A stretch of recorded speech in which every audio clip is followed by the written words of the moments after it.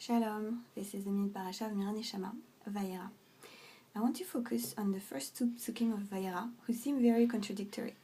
Because in the first pasuk, it says, pasuk Aleph, Vayera elav Hashem, and Hashem appears to him, Hashem makes himself be seen to him. Vayera is very ambiguous here, because it can also be, he sees, he's being seen. Okay, so Hashem appears to Avram. But then the second pasuk, instead of saying, and so Avram sees God, if Hashem appears to Avram, Avram should be seeing God right after, right? Yet, what happens in Pasuk Bet, or being said, Vayisa enav, and he lifts his eyes, Vayere, Vehine, shosha anashim nitzavim alav. And so he lifts his eyes and he sees, and here are three men standing upon him. So it was very intriguing for me, this scene that God appears to him, and then God seems to disappear out of the picture. And what we are being told is that Avram lifts his eyes, and what he sees is not God. What he sees is three strangers, really. And what the commentators say about this is, they say something very interesting. They say, yes, Avram here has deferred the divine encounter. And this is why he didn't kind of look back, but he looked to the three visitors, these three strangers, and they take Pasuk Gimel, the following Pasuk, as a kind of proof text, because then he's pleading. And he's talking to God directly. He's saying, Adoni, im na matzati chen ba'anecha. So if I found favor in your eyes, so don't pass on from beside your servant. And they're saying that he's actually pleading for God to not let him pass the opportunity to give chesed, generosity to the strangers, to give them hospitality. And I just thought it was so beautiful. And the Gemara on the Talmud Bavli, in Masechet Shabbat picks up upon this and says, Rav Yehuda sends in the name of Rav, he gives this principle. He says it's more important, hospitality to the stranger is more important than receiving the divine presence. And he takes it from this verse.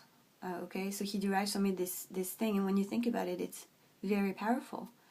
Hospitality towards a stranger is more important than receiving the Shekhinah, the divine presence. It's insane when you think about it, right?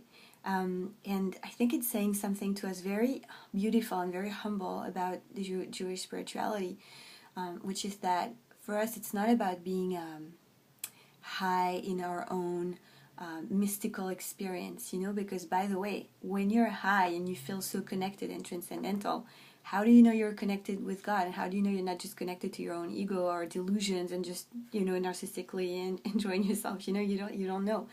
But when you see another human being, chances are you're seeing something of God, because human beings are made in the image of God, are made in the image of the divine, and are embodying divine sparks.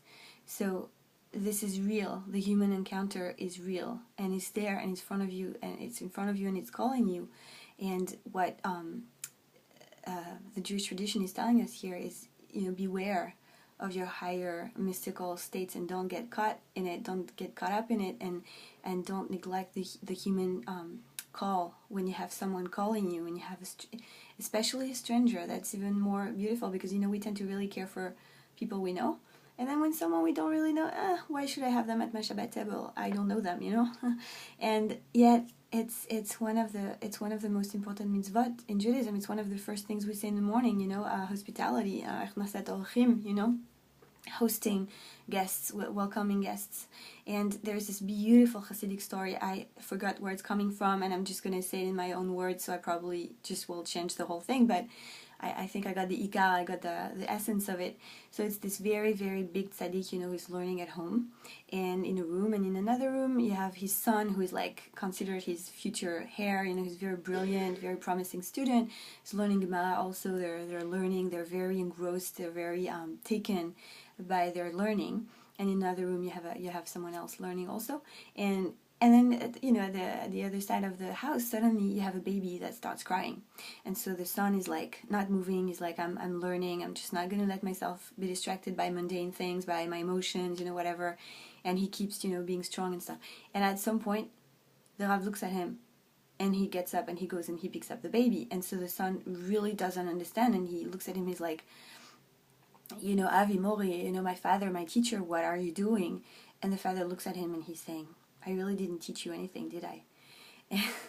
And I just thought it's so beautiful, this just reminder of what's the most important thing, really. What is the real call? And and when you pretend that you're